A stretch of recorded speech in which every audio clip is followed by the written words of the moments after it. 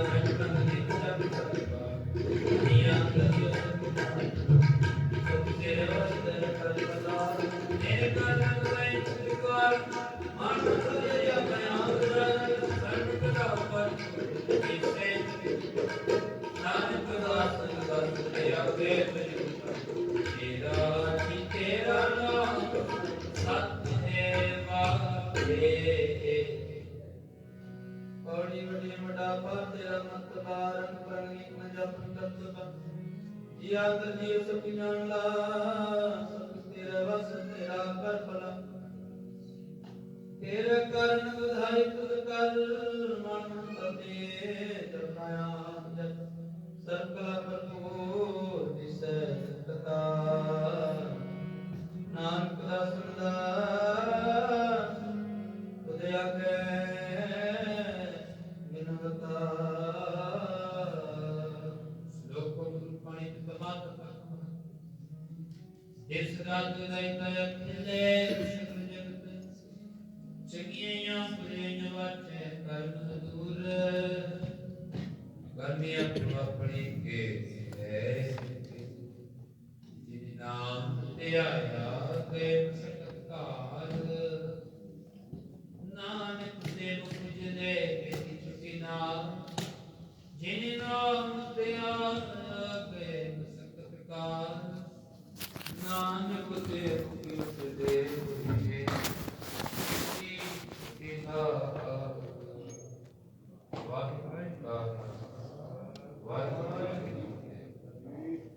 ਵਾਹਿਗੁਰੂ ਸਾਹਿਬ JIO. ਇੱਕ ਓੰਕਾਰ ਸਤਨਾਮ ਕਰਤਾ ਪੁਰਖ ਨਿਰਭਉ ਨਿਰਵੈਰ ਅਕਾਲ ਮੂਰਤ ਅਜੂਨੀ ਸੈਭੰ ਗੁਰ ਪ੍ਰਸਾਦ ਜੋ ਹਮਰੀ ਬਿਦ ਹੋਤੀ ਮੇਰੇ ਸਤਿਗੁਰਾ साबिद तुम हर जानो आपे हम रुलते फिरते कोई बात ना पूछता गुर सत गुर संग कीरे हम थापे ਧੰਨ ਧੰਨ ਗੁਰੂ ਨਾਨਕ ਜਨ ਕੇਰਾ ਜਿਤ ਮਿਲੇ ਚੁਕੇ ਸਭ ਸੋਗ ਸੰਤਾਪੇ। ਵਾਹਿਗੁਰੂ ਜੀ। ਸੋਰਠ ਮਹੱਲਾ ਨੌਵਾਂ। ਜੋ ਨਰ ਦੁਖ ਮੈਂ ਦੁਖ ਨਹੀਂ ਮਾਨੈ, ਸੁਖ ਸਨੇਹ ਅਰ ਭੈ ਨਹੀਂ ਜਾਂਕੈ। ਕੰਚਨ ਮਾਟੀ ਮਾਨੈ। ਜੋ ਨਰ ਦੁਖ ਮੈਂ ਦੁਖ ਨਹੀਂ ਮਾਨੈ, ਸੁਖ ਸਨੇਹ ਅਰ ਭੈ ਨਹੀਂ ਜਾਂਕੈ। ਕੰਚਨ ਮਾਟੀ ਮਾਨੈ। ਰਹਾਉ। ਨਹਿ ਨਿੰਦਿਆ ਨਹਿ ਉਸਤਤ ਜਾਂਕੈ, ਲੋਭ ਮੋਹ ਅਭਿਮਾਨਾ। ਹਰਖ ਸੋਗ ਤੇ ਰਹਿ ਨਿਆਰੋ, ਨਾਹਿ ਮਾਨ ਅਪਮਾਨਾ। ਆਸਾ ਮਨਸਾ ਸਗਲ ਤਿਆਗੈ, ਜਗ ਤੇ ਰਹਿ ਨਿਰਾਸਾ। ਕਾਮ ਕ੍ਰੋਧ ਜਿਹ ਪਰਸੈ ਨਾਹਨ, ਤਿਹ ਘਟ ਬ੍ਰਹਮ ਨਿਵਾਸਾ। ਗੁਰ ਕਿਰਪਾ ਜਿਹ ਨਰ ਕੋ ਕੀਨੀ, ਤਿਹ ਇਹ ਜੁਗਤ ਪਛਾਨੀ। ਨਾਨਕ ਲੀਨ ਪਇਓ ਗੋਬਿੰਦ ਸਿਓ, ਜਿਉ ਪਾਣੀ ਸੰਗ ਪਾਣੀ। ਗੁਰ ਕਿਰਪਾ ਜਿਹ ਨਰ ਕੋ ਕੀਨੀ, ਤਿਹ ਇਹ ਜੁਗਤ ਪਛਾਨੀ। ਨਾਨਕ ਲੀਨ ਪਇਓ ਗੋਬਿੰਦ ਸਿਓ, ਜਿਉ ਪਾਣੀ ਸੰਗ ਪਾਣੀ। ਵਾਹਿਗੁਰੂ ਜੀ ਕਾ ਖਾਲਸਾ, ਵਾਹਿਗੁਰੂ ਜੀ ਕੀ ਫਤਿਹ। ਨੌਵੇਂ ਪਾਤਸ਼ਾਹ ਧੰਨ ਧੰਨ ਸ੍ਰੀ ਗੁਰੂ ਤੇਗ ਬਹਾਦਰ ਸਾਹਿਬ ਜੀ ਮਹਾਰਾਜ, ਜਿਨ੍ਹਾਂ ਦਾ ਸਾਧ ਸੰਗਤ ਜੀ 400 ਸਾਲਾ ਪ੍ਰਕਾਸ਼ ਦਿਹਾੜਾ ਵੀ ਮਨਾਇਆ ਜਾ ਰਿਹਾ ਹੈ। ਮਈ ਮਹੀਨੇ ਤੱਕ ਉਹਨਾਂ ਦੇ ਪ੍ਰਕਾਸ਼ ਦਿਹਾੜੇ ਨੂੰ ਸਮਰਪਿਤ ਗੁਰਮਤਿ ਸਮਾਗਮ ਚੱਲ ਰਹੇ ਹਨ। ਸਤਿਗੁਰੂ ਜੀ ਦੀ ਅੰਮ੍ਰਿਤ ਬਾਣੀ ਦੇ ਵਿਚਾਰ, ਉਹਨਾਂ ਦਾ ਜੀਵਨ ਦੇਸ਼ਾਂ ਵਿਦੇਸ਼ਾਂ ਦੇ ਗੁਰਦੁਆਰੇ ਸਾਹਿਬਾਨਾਂ ਦੇ ਵਿੱਚ, ਸਕੂਲਾਂ ਕਾਲਜਾਂ ਦੇ ਵਿੱਚ ਵਿਚਾਰਿਆ ਜਾ ਰਿਹਾ। ਨੌਵੇਂ ਪਾਤਸ਼ਾਹ ਜੀ ਦੇ ਜੀਵਨ ਦੇ ਉੱਤੇ ਕਿਤਾਬਾਂ ਲਿਖੀਆਂ ਜਾ ਰਹੀਆਂ ਨੇ। ਕਹਿਣ ਦਾ ਭਾਵ ਕਿ ਹਰ ਕੋਈ ਆਪੋ ਆਪਣਾ ਯੋਗਦਾਨ ਪਾ ਰਿਹਾ ਹੈ ਕਿ ਗੁਰੂ ਤੇਗ ਬਹਾਦਰ ਸਾਹਿਬ ਜੀ ਮਹਾਰਾਜ ਜੀ ਦਾ 400 ਸਾਲਾ ਪ੍ਰਕਾਸ਼ ਦਿਹਾੜਾ ਕਿਵੇਂ ਅਸੀਂ ਚੜ੍ਹਦੀ ਕਲਾ ਦੇ ਸਹਿਤ ਮਨਾਈਏ।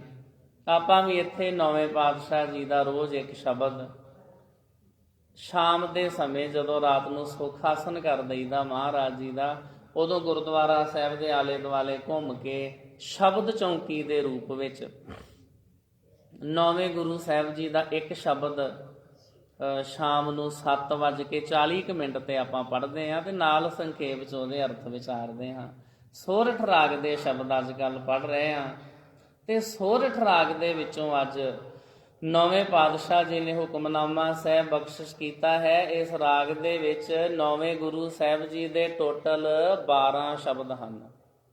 ਇੱਕੋ ਥਾਂ ਦੇ ਉੱਤੇ ਸਾਨੂੰ ਕਿੰਨੇ ਸਾਰੇ ਸ਼ਬਦ ਨੌਵੇਂ ਗੁਰੂ ਸਾਹਿਬ ਜੀ ਦੇ ਮਿਲ ਜਾਂਦੇ ਹਨ। ਉਹਨਾਂ ਦੇ ਵਿੱਚੋਂ ਸਾਧ ਸੰਗਤ ਜੀ ਇਹ ਪਾਵਨ ਹੁਕਮਨਾਮਾ ਸਾਹਿਬ 633 ਨੰਬਰ ਅੰਕ ਦੇ ਉੱਤੇ ਸੁਭਾਏਮਾਨ ਹੈ। ਸ਼ਬਦ ਦੀਆਂ ਪਹਿਲੀਆਂ ਪੰਕਤੀਆਂ ਹੀ ਰਹਾਓ ਵਾਲੀਆਂ ਪੰਕਤੀਆਂ ਨੇ। ਰਹਾਓ ਵਾਲੀਆਂ ਪੰਕਤੀਆਂ ਸ਼ਬਦ ਦਾ ਕੇਂਦਰੀ ਭਾਵ ਹੁੰਦੀਆਂ ਨੇ। ਸਤਿਗੁਰੂ ਜੀ ਬਖਸ਼ਿਸ਼ ਕਰ ਰਹੇ ਨੇ। ਸੋਰਠ ਮਹੱਲਾ ਨੌਵਾਂ। ਜੋ ਨਰ ਦੁਖ ਮੈਂ ਦੁਖ ਨਹੀਂ ਮਾਨੈ।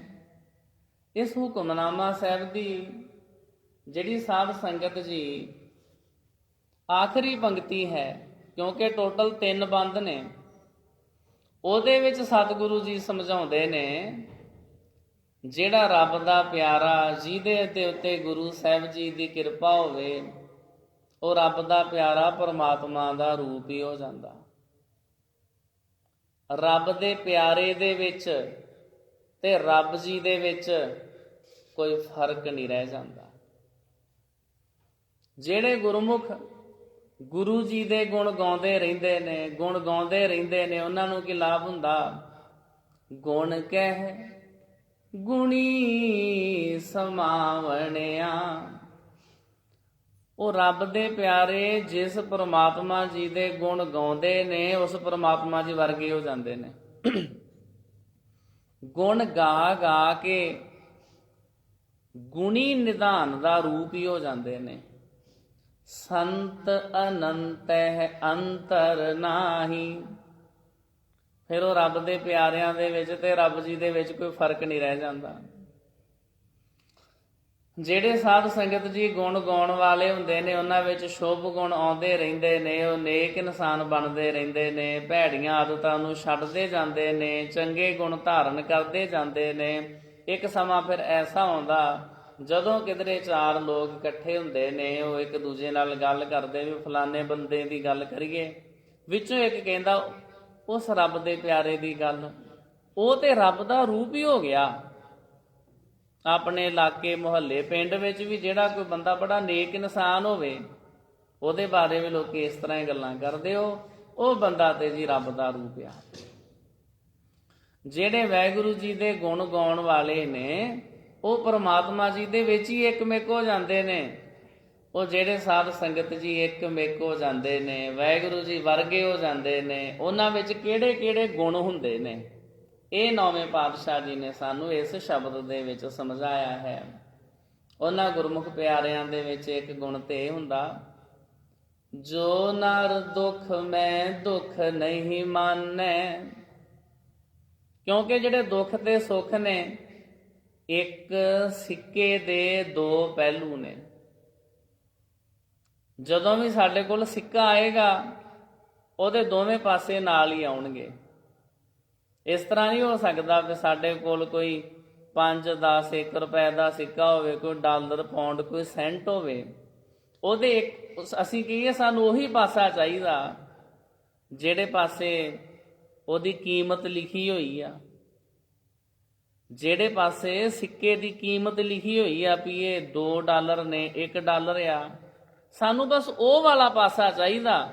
ਜਿਹੜੇ ਪਾਸੇ ਕਿਸੇ ਦੀ ਤਸਵੀਰ ਬਣੀ ਹੋਈ ਆ, ਫੋਟੋ ਬਣੀ ਹੋਈ ਆ, ਉਹ ਨਹੀਂ ਮੈਨੂੰ ਚਾਹੀਦਾ।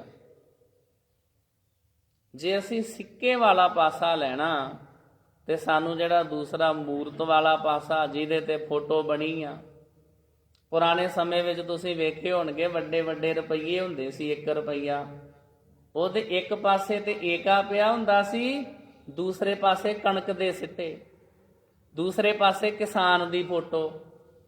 ਉਹ ਹੌਲੀ ਹੌਲੀ ਕਰਕੇ ਕਿਸਾਨ ਦੀ ਫੋਟੋ ਸਿੱਕਿਆਂ ਤੋਂ ਵੀ ਹਟਾ ਦਿੱਤੀ ਆ। ਹੁਣ ਚਾਹੁੰਦੇ ਪੂਰੇ ਦੇਸ਼ ਚੋਂ ਕਿਸਾਨ ਨੂੰ ਹਟਾ ਦਈਏ, ਇਹਨੂੰ ਖਤਮ ਹੀ ਕਰ ਦਈਏ। 5 ਰੁਪਈਏ ਦਾ ਨੋਟ ਤੁਸੀਂ ਵੇਖਿਆ ਹੋਏਗਾ ਪੁਰਾਣਾ, ਇੱਕ ਪਾਸੇ 5 ਰੁਪਈਏ, ਦੂਸਰੇ ਪਾਸੇ ਪੈਲੀ ਵਿੱਚ ਕਿਸਾਨ ਹਲ ਵਾਹ ਰਿਹਾ ਹੁੰਦਾ। ਉਹ ਵੀ ਸਾਰਾ ਕੁਝ ਚੇਂਜ ਹੋ ਗਿਆ ਨਾ। ਰਹੋ ਵਿਚਾਰ, ਜਦੋਂ ਸਾਧ ਸੰਗਤ ਜੀ ਸਾਡੇ ਕੋਲ ਕੋਈ ਸਿੱਕਾ ਆਏਗਾ, ਦੋਵੇਂ ਪਾਸੇ ਨਾਲ ਹੀ ਆਉਣਗੇ। ਇਸੇ ਤਰ੍ਹਾਂ ਸਾਡੀ ਜ਼ਿੰਦਗੀ ਦੇ ਵਿੱਚ ਜਦੋਂ ਸੁੱਖ ਆਉਣਗੇ, ਦੁੱਖ ਨਾਲ ਹੀ ਆਉਣਗੇ। ਇਹ ਨਹੀਂ ਹੋ ਸਕਦਾ ਵੀ ਅਸੀਂ ਕਹੀਏ ਨਹੀਂ ਜੀ ਮੈਨੂੰ ਸਿਰਫ ਸੁੱਖ ਹੀ ਸੁੱਖ ਦੇ ਦਿਓ ਤੇ ਦੁੱਖ ਮੈਨੂੰ ਦਿਓ ਹੀ ਨਾ। ਜੇ ਕੋਈ ਬੰਦਾ ਇਹ ਕਵੇ ਜੀ ਨਹੀਂ ਮੈਨੂੰ ਨਾ ਜੀ ਸਿਰਫ ਦਿਨ ਹੀ ਚੰਗਾ ਲੱਗਦਾ, ਮੈਨੂੰ ਰਾਤ ਪਸੰਦ ਨਹੀਂ ਹੈ, ਜਿਹੜੀ ਰਾਤ ਆ ਨਾ ਉਹ ਵੀ ਸਾਡੀ ਜ਼ਿੰਦਗੀ ਦਾ ਅਟੁੱਟ ਹਿੱਸਾ। ਰਾਤ ਤੋਂ ਬਿਨਾਂ ਵੀ ਗੁਜ਼ਾਰਾ ਨਹੀਂ। ਜੇ ਰਾਤ ਪਵੇ ਹੀ ਨਾ, ਅਸੀਂ ਆਰਾਮ ਕਿਵੇਂ ਕਰਾਂਗੇ? ਬਹੁਤ ਸਾਰੇ ਜਿਹੜੇ ਕਾਰਜ ਨੇ ਰਾਤ ਦੇ ਸਮੇਂ ਕਿਵੇਂ ਵਾਤਾਵਰਨ ਸ਼ਾਂਤ ਹੋ ਜਾਂਦਾ, ਅਸੀਂ ਆਰਾਮ ਕਰਦੇ ਹਾਂ, ਅਗਲੇ ਦਿਨ ਵਾਸਤੇ ਅਸੀਂ ਫਿਰ ਤਰੋ ਤਾਜ਼ਾ ਫਰੈਸ਼ ਹੋ ਕੇ ਫਿਰ ਆਪੋ ਆਪਣੇ ਕੰਮਾਂ ਤੇ ਲੱਗ ਜਾਂਦੇ ਹਾਂ। ਜਪਜੀ ਸਾਹਿਬ ਦੀ ਜਿਹੜੀ ਬਾਣੀ ਹੈ ਉਹਦੇ ਵਿੱਚ ਸਤਿਗੁਰੂ ਜੀ ਨੇ ਸਮਝਾਇਆ ਵੀ ਜਿਹੜਾ ਰਾਤ ਤੇ ਦਿਨ ਆ, ਇਹ ਤੇ ਵਾਹਿਗੁਰੂ ਜੀ ਨੇ ਆਪਣੇ ਬੱਚਿਆਂ ਨੂੰ ਖਿਡਾਉਣ ਵਾਸਤੇ ਖਿਡਾਵੀ ਤੇ ਖਿਡਾਵਾ ਲਾਏ ਆ। ਆਪਾਂ ਸਾਰੇ ਵਾਹਿਗੁਰੂ ਜੀ ਦੇ ਬੱਚੇ ਆ ਤੇ ਵਾਹਿਗੁਰੂ ਜੀ ਨੇ ਇਹਨਾਂ ਦੋਵਾਂ ਦੀਆਂ ਡਿਊਟੀਆਂ ਲਾਈਆਂ ਨੇ। ਜਿਹੜਾ ਦਿਨ ਹੈ ਖਿਡਾਵਾ। ਖਿਡਾਵਾ ਮਤਲਬ ਖਿਡਾਉਣ ਵਾਲਾ। ਜਦੋਂ ਦਿਨ ਚੜ ਜਾਂਦਾ ਅਸੀਂ ਉੱਠ ਬੈਠਦੇ ਹਾਂ, ਦਿਨ ਸਾਨੂੰ ਸਾਰਾ ਦਿਨ ਖਿਡਾਉਂਦਾ ਰਹਿੰਦਾ। ਕਦੇ ਕਿਤੇ ਜਾਂਦੇ ਆ, ਕਦੇ ਕੁਝ ਕਰਦੇ ਆ, ਸਾਰਾ ਦਿਨ ਥੱਕੇ ਟੁੱਟੇ। ਜਦੋਂ ਫਿਰ ਪੈ ਜਾਂਦੀ ਆ ਰਾਤ, ਰਾਤ ਹੈ ਖਿਡਾਵੀ, ਇਹ ਸਾਨੂੰ ਥਾਪੜ ਕੇ ਸਵਾ ਦਿੰਦੀ, ਅਸੀਂ ਸੌ ਜਾਂਦੇ ਹਾਂ। ਦਿਵਸ ਰਾਤ ਦੋਏ ਦਾਈ, ਦਾਇਆ ਦਾਈ, ਇਹ ਦਾਈ ਸ਼ਬਦ ਉਹੀ ਆ ਜਦੋਂ ਕਿਸੇ ਛੋਟੇ ਜਿਹੇ ਬੱਚੇ ਦਾ ਜਨਮ ਹੋਵੇ ਤੇ ਜਿਹੜੀ ਉਹ ਘਰ ਵਿੱਚ ਦਾਈ ਆਉਂਦੀ ਸੀ ਨਾ, ਉਹ ਪੁਰਾਣੇ ਸਮੇਂ 'ਚ ਉਹਦੇ ਬੜੇ ਕੰਮ ਹੁੰਦੇ ਸੀ। ਪੁਰਾਣੇ ਸਮੇਂ ਵਿੱਚ ਸਾਰੇ ਜਿਹੜੇ ਕਾਰਜ ਸੀ ਉਹ ਲੋਕੀ ਆਂਢੋਂ ਗੁਆਂਢੋਂ ਇੱਕ ਦੂਜੇ ਤੋਂ ਹੀ ਸਾਰੇ ਕੰਮ ਸਵਰ ਜਾਂਦੇ ਸੀ। ਕਿਸੇ ਨੇ ਲੋਹੇ ਦਾ ਕੰਮ ਕਰੀ ਜਾਣਾ, ਕਿਸੇ ਨੇ ਲੱਕੜ ਦਾ ਕੰਮ ਕਰੀ ਜਾਣਾ, ਕਿਸੇ ਨੇ ਦਾਈ ਦਾ ਕੰਮ ਕਰਨਾ, ਕਿਸੇ ਨੇ ਕਿ ਲੋਕੀ ਇੱਕ ਦੂਜੇ ਦੇ ਉੱਤੇ ਡਿਪੈਂਡ ਸੀ, ਇੱਕ ਦੂਜੇ ਦੇ ਕੰਮ ਸਾਰਨੇ। ਦਾਈ ਖਿਡਾਵੀ, ਗੁਰੂ ਹਰਗੋਬਿੰਦ ਸਾਹਿਬ ਜੀ ਮਹਾਰਾਜ ਨੂੰ ਵੀ ਦਾਈ ਖਿਡਾਉਂਦੀ ਰਹੀ ਆ। ਉਹ ਅਲੱਗ ਗੱਲ ਆ ਵੀ ਬਾਅਦ ਚ ਪ੍ਰਿਥੀ ਚੰਦ ਨੇ ਉਸ ਦਾਈ ਨੂੰ ਖਰੀਦ ਲਿਆ ਸੀ, ਜਿਹੜੀ ਸਾਧ ਸੰਗਤ ਜੀ ਗੁਰੂ ਕੀ ਵਡਾਲੀ ਪਿੰਡ ਵਿੱਚ ਗੁਰੂ ਹਰਗੋਬਿੰਦ ਸਾਹਿਬ ਜੀ ਮਹਾਰਾਜ ਨੂੰ ਖਿਡਾਉਣ ਵਾਸਤੇ ਜਾਂਦੀ ਸੀ। ਉਹਨੂੰ ਪ੍ਰਿਥੀ ਚੰਦ ਨੇ ਖਰੀਦ ਲਿਆ ਸੀ। ਉਹਨੂੰ ਕਹਿਣ ਲੱਗਾ ਮੈਂ ਤੈਨੂੰ ਪੈਸੇ ਦਿਆਂਗਾ, ਇੰਨੀ ਵੱਡੀ ਰਕਮ ਦਿਆਂਗਾ, ਤੂੰ ਆਪਣੇ ਅਸਥਨਾ ਨੂੰ ਜ਼ਹਿਰ ਲਾ ਕੇ ਤੇ ਹਰਗੋਬਿੰਦ ਸਾਹਿਬ ਜੀ ਨੂੰ ਜ਼ਹਿਰ ਵਾਲਾ ਦੁੱਧ ਪਿਆ ਦੇ। ਖਿਡਾਵੀ ਉਹ ਅਲੱਗ ਬਾਤ ਆ, ਕਿਉਂਕਿ ਛੇਵੇਂ ਪਾਤਸ਼ਾਹ ਜੀ ਦੇ ਸਥਾਨ ਤੇ ਬੈਠੇ ਆ, ਤਾਂ ਕਰਕੇ ਸਾਧ ਸੰਗਤ ਜੀ ਗੁਰੂ ਹਰਗੋਬਿੰਦ ਸਾਹਿਬ ਜੀ ਦੀਆਂ ਸਾਖੀਆਂ ਵੱਲ ਧਿਆਨ ਜਾਣਾ ਇਹ ਸੁਭਾਵਿਕ ਹੈ ਵੀ ਜਿਨ੍ਹਾਂ ਦੇ ਸਥਾਨ ਦੇ ਉੱਤੇ ਬੈਠੇ ਹੋਈਏ ਉਹਨਾਂ ਦਾ ਇਤਿਹਾਸ ਉਧਰ ਧਿਆਨ ਪੇ ਚਲੇ ਜਾਂਦਾ। ਉਹ ਦਾਈ ਨੇ ਬਹੁਤ ਕੋਸ਼ਿਸ਼ ਕੀਤੀ, ਗੁਰੂ ਹਰਗੋਬਿੰਦ ਸਾਹਿਬ ਜੀ ਨੇ ਉਹਦਾ ਦੁੱਧ ਨਹੀਂ ਪੀਤਾ, ਉਹ ਜ਼ਹਿਰ ਉਹਨੂੰ ਆਪਣੇ ਆਪ ਨੂੰ ਹੀ ਚੜ ਗਿਆ, ਤੜਫੀ ਬਹੁਤ। ਉਹਨੇ ਵੀ ਦੱਸਿਆ ਵੀ ਮੈਨੂੰ ਤੇ ਨਾ ਜੀ ਪ੍ਰਿਥੀ ਚੰਦ ਨੇ ਭੇਜਿਆ, ਮੈਂ ਲਾਲਚ ਚ ਆ ਗਈ ਸਾਂ। ਰਹੋ ਵਿਚਾਰ। ਸਾਧ ਸੰਗਤ ਜੀ, ਜੇ ਸਾਨੂੰ ਦਿਨ ਚਾਹੀਦਾ ਤੇ ਰਾਤ ਵੀ ਸਾਡੀ ਜ਼ਿੰਦਗੀ ਚ ਆਉਣੀ ਬੜੀ ਜ਼ਰੂਰੀ ਆ।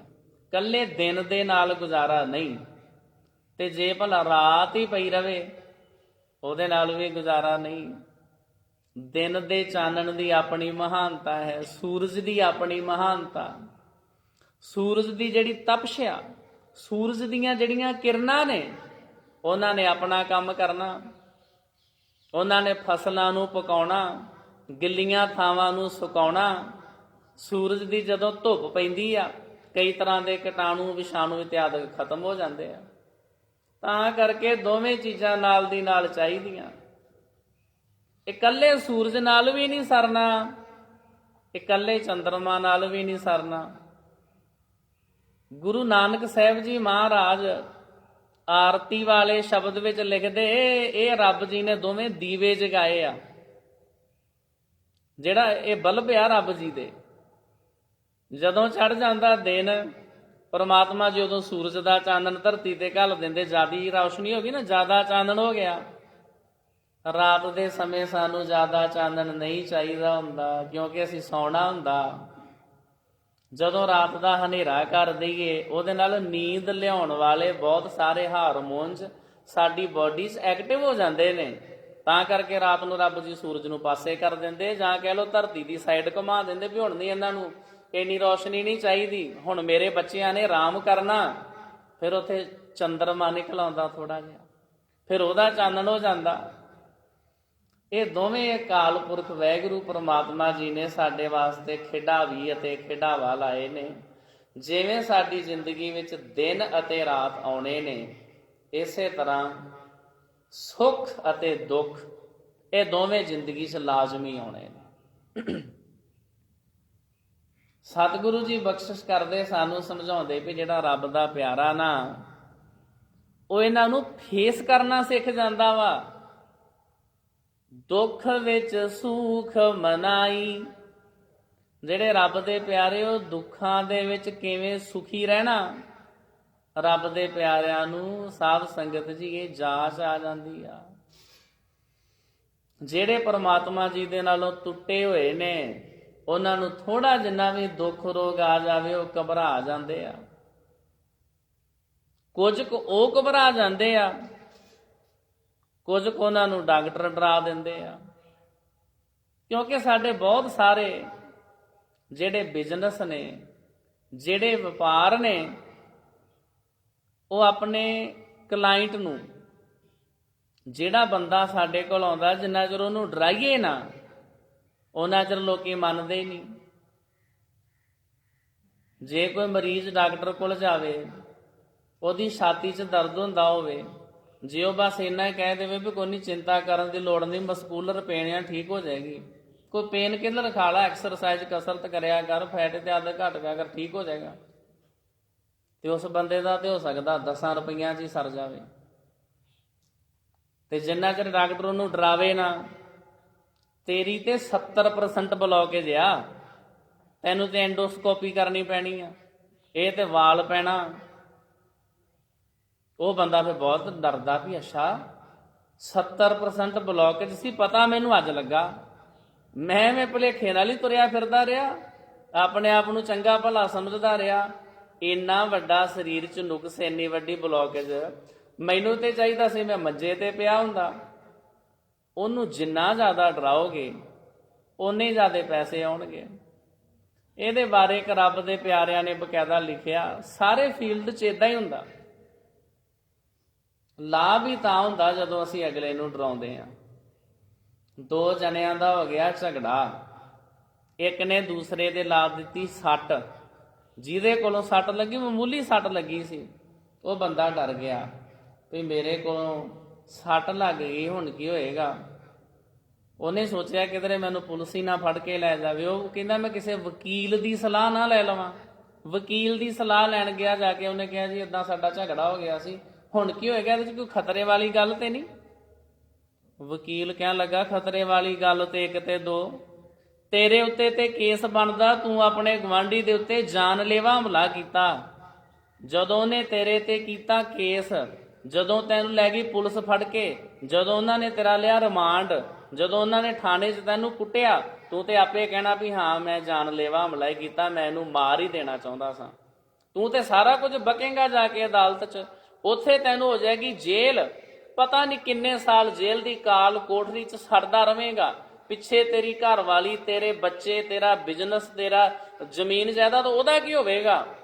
ਉਹ ਬੰਦੇ ਨੂੰ ਜਦੋਂ ਸਾਰਾ ਹਾਲ ਵਿਖਾ ਦਿੱਤਾ ਨਾ ਜੀ, ਥਾਣੇ ਦੀ ਕੁੱਟ ਤੋਂ ਲੈ ਕੇ ਤੇ 20 ਸਾਲ ਦੀ ਸਜ਼ਾ, ਤੇ ਬੰਦਾ ਤੇ ਕੰਬ ਗਿਆ ਵੀ ਅੱਛਾ ਇੰਨਾ ਜ਼ਿਆਦਾ ਨੁਕਸਾਨ ਹੋਣਾ। ਫਿਰ ਉਹਨੇ ਉਹੀ ਗੱਲ ਪੁੱਛੀ ਜਿਹੜੀ ਅਸੀਂ ਪੰਡਤਾਂ ਨੂੰ ਪੁੱਛਦੇ ਹਾਂ, ਜੀ ਇਹਦਾ ਫਿਰ ਉਪਾਅ ਕੀ ਹੋਏਗਾ। ਵਕੀਲ ਕਹਿਣ ਲੱਗਾ ਅਸੀਂ ਬੈਠੇ ਆ ਨਾ, ਅਸੀਂ ਤੇ ਕਿਸੇ ਦਾ ਕਤਲ ਕਰਕੇ ਆ ਜਾਵੇ ਉਹਨੂੰ ਛੁਡਾ ਦਿੰਦੇ ਆ, ਤੇ ਫਿਰ ਦੂਸਰੇ ਪਾਸੇ ਇਹ ਤੇ ਗੱਲ ਹੀ ਕੋਈ ਨਹੀਂ ਹੈ। ਪਹਿਲਾਂ ਉਹਨੂੰ ਡਰਾ ਲਿਆ, ਬਾਅਦ 'ਚ ਉਹਨੂੰ ਹੌਸਲਾ ਦਿੱਤਾ ਵੀ ਜੇ ਮੇਰਾ ਆਸਰਾ ਲੈ ਲਵੇਂਗਾ ਮੈਂ ਤੈਨੂੰ ਕੁਝ ਨਹੀਂ ਹੋਣ ਦਿੰਦਾ। ਸਾਰੇ ਖੇਤਰਾਂ 'ਚ ਇਸ ਤਰ੍ਹਾਂ ਹੀ ਹੁੰਦਾ। ਇਸੇ ਤਰ੍ਹਾਂ ਹੀ ਧਾਰਮਿਕ ਖੇਤਰ 'ਚ ਡਰਾ ਦਿੰਦੇ ਨੇ। ਦੁੱਖ ਰੋਗ ਭਾਵੇਂ ਕੋਈ ਹੋਰ ਹੋਵੇ, ਨਿਆਣਾ ਭਾਵੇਂ ਵੈਸੇ ਦਿਨੇ ਕਿਧਰੇ ਟੀਵੀ ਤੇ ਡਰਾਉਣੀਆਂ ਫਿਲਮਾਂ ਵੇਂਦਾ ਹੋਵੇ, ਕਾਰਟੂਨ ਵੇਂਦਾ ਹੋਵੇ, ਰਾਤ ਨੂੰ ਅੱਬੜ ਵਾਇਆ ਉੱਠ ਪੈਂਦਾ ਹੋਵੇ, ਰਾਤ ਨੂੰ ਚੰਗੀ ਤਰ੍ਹਾਂ ਉਹਨੂੰ ਨੀਂਦ ਨਾ ਆਉਂਦੀ ਹੋਵੇ, ਜਦੋਂ ਕਿਸੇ ਧਾਰਮਿਕ ਬੰਦੇ ਕੋਲ ਅਸੀਂ ਸਲਾਹ ਲੈਣ ਵਾਸਤੇ ਜਾਂਦੇ ਹਾਂ, ਇਹ ਦੱਸੋ ਉਹ ਫਿਰ ਪਹਿਲਾਂ ਲੋਕਾਂ ਨੂੰ ਡਰਾਉਂਦੇ ਆ। ਜਿਹੜੇ ਤੁਹਾਡੇ ਵੱਡੇ ਵਡੇਰੇ ਸੀ ਉਹਨਾਂ ਦਾ ਪਾਠ ਕਰਵਾਤਾ ਸੀ, ਹਾਂਜੀ ਉਹ ਤੇ ਕਰਵਾਤਾ ਸੀ, ਬਾਅਦ 'ਚ ਫਿਰ ਵਰੀਨੇ ਦਾ ਕਰਵਾਇਆ ਸੀ, ਨਹੀਂ ਜੀ ਉਹ ਤੇ ਸੁਖਮਨੀ ਸਾਹਿਬ ਹੀ ਕਰਾ ਦਿੱਤਾ ਸੀ। ਤਾਂ ਹੀ ਕਰਕੇ ਤੇ ਪਿੱਤਰ ਨਹੀਂ ਸ਼ਾਂਤ ਹੋਏ। ਉਹਨਾਂ ਦੇ ਨਾਂ ਦੇ ਲੀੜੇ ਬਸਤਰ ਦਾਨ ਕੀਤੇ ਸੀ, ਘਰ ਵਾਲੇ ਕਹਿੰਦੇ ਨਹੀਂ, ਉਦੋਂ ਦੇਤੇ ਸੀ ਜੀ ਜਦੋਂ ਪਹਿਲਾ ਭੋਗ ਸੀ, ਬਾਅਦ 'ਚ ਨਹੀਂ ਦਿੱਤੇ। ਤਾਂ ਹੀ ਕਰਕੇ ਤੇ ਉਹ ਪਿੱਤਰ ਸਤਾਉਂਦੇ ਆ। ਤੁਹਾਡਾ ਜਿਹੜਾ ਨਿਆਣਾ ਤਾਂ ਹੀ ਤੇ ਰਾਤ ਨੂੰ ਅੱਬੜਵਾਇਆ ਉੱਠ ਪੈਂਦਾ। ਅਜੇ ਤੇ ਹੋਰ ਪਤਾ ਨਹੀਂ ਤੁਹਾਡੇ ਕੀ ਕੀ ਉਹ ਪਿੱਤਰ ਤੁਹਾਡੇ ਨੁਕਸਾਨ ਕਰਦੇ ਨੇ। ਜਦੋਂ ਘਰ ਵਾਲੇ ਐਨ ਡਰ ਜਾਂਦੇ ਆ, ਫਿਰ ਜੀ ਹੁਣ ਇਹਦਾ ਉਪਾਅ ਕਰਨਾ ਪੈਣਾ, ਇਹਦਾ ਕੋਈ ਪਾਠ ਕਰਵਾਓ, ਕੋਈ ਦਾਨ ਪੁੰਨ ਕਰੋ। ਜੇ ਉਹ ਧਾਰਮਿਕ ਲੋਕ ਕਿਸੇ ਨੂੰ ਡਰਾਉਣ ਨਾ, ਅਗਲਾ ਬੰਦਾ ਦਾਨ ਕਿਵੇਂ ਦੇਵੇ? ਗੁਰੂ ਗ੍ਰੰਥ ਸਾਹਿਬ ਵਿੱਚ ਸ਼ਬਦ ਆਇਆ, ਛੁਰੀ ਕਾਢ ਲੇਵੇ ਹੱਥ ਦਾਨਾ। ਜਿੰਨਾ ਚਿਰ ਡਾਕੂ ਕਿਸੇ ਨੂੰ ਛੁਰਾ ਨਾ ਵਿਖਾਵੇ, ਉਹਨਾਂ ਚਿਰ ਉਹ ਬੰਦਾ ਆਪਣੀ ਜੇਬ ਖਾਲੀ ਕਿਵੇਂ ਕਰੇ? ਜਿੰਨਾ ਚਿਰ ਧਾਰਮਿਕ ਲੋਕੀ ਕਿਸੇ ਨੂੰ ਛੁਰਾ ਨਾ ਕੱਢ ਕੇ ਵਿਖਾਉਣ, ਅਗਲੇ ਨੂੰ ਡਰਾਉਣ ਨਾ, ਉਹਨਾਂ ਚਿਰ ਲੋਕੀ ਦਾਨ ਪੁੰਨ ਕਿਵੇਂ ਕਰਨ? ਰਹੋ ਵਿਚਾਰ। ਦੁੱਖ ਅਤੇ ਸੁੱਖ ਜ਼ਿੰਦਗੀ ਵਿੱਚ ਆਉਂਦੇ ਰਹਿੰਦੇ ਨੇ, ਪਰ ਜਿਹੜੇ ਰੱਬ ਦੇ ਪਿਆਰੇ ਨੇ ਉਹ ਦੁੱਖਾਂ ਦੇ ਵਿੱਚ ਵੀ ਘਬਰਾਉਂਦੇ ਨਹੀਂ। ਸਭ ਤੋਂ ਵੱਡਾ ਡਰ ਸਾਨੂੰ ਕਾਹਦਾ? ਮੌਤ ਦਾ ਡਰ। ਜਿਹੜੇ ਰੱਬ ਦੇ ਪਿਆਰੇ ਨੇ ਉਹਨਾਂ ਦਾ ਮੌਤ ਦਾ ਡਰ ਹੀ ਖਤਮ ਹੋ ਜਾਂਦਾ। ਤਾਂ ਕਰਕੇ ਉਹਨਾਂ ਦੇ ਫਿਰ ਸਾਰੇ ਡਰ ਖਤਮ ਹੋ ਜਾਂਦੇ ਆ। ਰੱਬ ਦੇ ਪਿਆਰੇ ਦੁੱਖਾਂ ਨੂੰ ਵੀ ਦੁੱਖ ਮੰਨਦੇ ਹੀ ਨਹੀਂ, ਉਹ ਦੁੱਖਾਂ ਦੇ ਵਿੱਚ ਵੀ ਚੜ੍ਹਦੀ ਕਲਾ 'ਚ ਰਹਿੰਦੇ ਆ।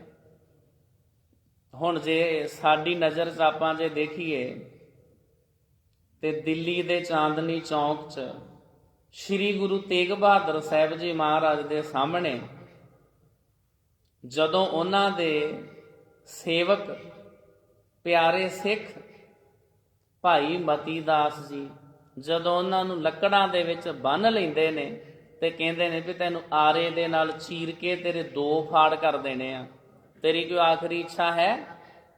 ਤੇ ਭਾਈ ਮਤੀ ਦਾਸ ਜੀ ਕਹਿੰਦੇ ਨੇ ਜੀ ਮੇਰਾ ਮੂੰਹ 9ਵੇਂ ਪਾਤਸ਼ਾਹ ਜੀ ਦੇ ਪਿੰਜਰੇ ਵੱਲ ਕਰ ਦਿਓ, ਮੈਂ 9ਵੇਂ ਪਾਤਸ਼ਾਹ ਜੀ ਦੇ ਦਰਸ਼ਨ ਕਰੀ ਜਾਵਾਂਗਾ, ਗੁਰੂ ਚਰਨਾਂ ਨਾਲ ਜੁੜਿਆ ਰਵਾਂਗਾ, ਬਾਣੀ ਪੜ੍ਹੀ ਜਾਵਾਂਗਾ, ਤੁਸੀਂ ਆਰਾ ਚਲਾਈ ਜਾਇਓ।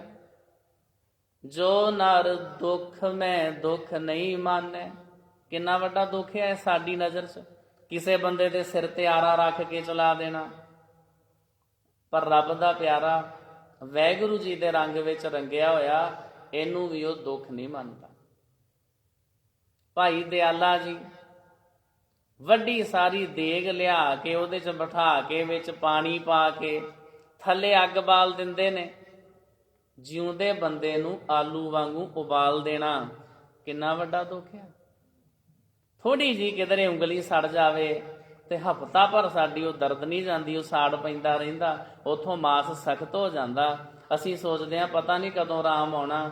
ਉਹ ਭਾਈ ਦਿਆਲਾ ਜੀ ਨੂੰ ਪੂਰੇ ਸਰੀਰ ਨੂੰ ਪਾਣੀ 'ਚੋਂ ਬਾਲ ਰਹੇ ਆ, ਪਰ ਉਹ ਤਾਂ ਵੀ ਗੁਰੂ ਦੇ ਭਾਣੇ 'ਚ।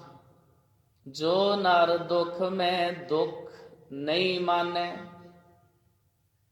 ਭਾਈ ਦਿਆਲਾ ਜੀ ਨੇ ਦੁੱਖ ਤੇ ਬੜਾ ਵੱਡਾ ਆਇਆ, ਪਰ ਉਹਨਾਂ ਨੇ ਦੁੱਖ ਨੂੰ ਮੰਨਿਆ ਨਹੀਂ।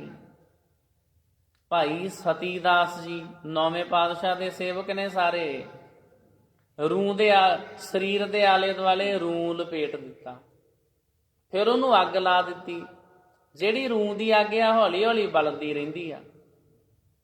ਜਿਉਂਦੇ ਬੰਦੇ ਨੂੰ ਆਲੇ ਦੁਆਲੇ ਰੂੰ ਲਪੇਟ ਕੇ ਅੱਗ ਲਾ ਦੇਣੀ ਕਿੰਨਾ ਵੱਡਾ ਦੁੱਖ ਆ। 9ਵੇਂ ਪਾਤਸ਼ਾਹ ਜੀ ਦੇ ਰੰਗ ਵਿੱਚ ਰੰਗੇ ਹੋਏ ਭਾਈ ਸਤੀ ਦਾਸ ਜੀ ਦਾ ਸਰੀਰ ਸੜਦਾ ਰਿਹਾ, ਪਰ ਉਹ ਗੁਰੂ ਦਾ ਪਿਆਰਾ 9ਵੇਂ ਪਾਤਸ਼ਾਹ ਦਾ ਇਹੋ ਹੀ ਸ਼ਬਦ ਉਹਨੇ ਚੇਤੇ ਰੱਖਿਆ, ਜੋ ਨਰ ਦੁੱਖ ਮੈਂ ਦੁੱਖ ਨਹੀਂ ਮਾਨੈ। ਸਤਿਗੁਰੂ ਜੀ ਮੇਰੇ ਸਿਰ ਤੇ ਮਿਹਰ ਭਰਿਆ ਹੱਥ ਰੱਖੋ, ਬੇਸ਼ੱਕ ਦੁੱਖ ਆ ਜਾਣ ਪਰ ਮੈਂ ਦੁੱਖ ਨੂੰ ਮੰਨਾਂਗਾ ਹੀ ਨਹੀਂ। ਦੁਖੀ ਤੇ ਬੰਦਾ ਤਾਂ ਹੋਵੇ ਨਾ ਜੇ ਉਸ ਦੁੱਖ ਨੂੰ ਮੰਨੇ ਤਾਂ, ਤੇ ਜਿਹਨੇ ਮੰਨਣਾ ਹੀ ਨਹੀਂ। ਹੁਣ ਤੇ ਸਾਡੇ ਨਿਆਣੇ ਸੋਹਲ ਹੋ ਗਏ ਆ, ਢਿੱਲੇ ਹੋ ਗਏ ਆ।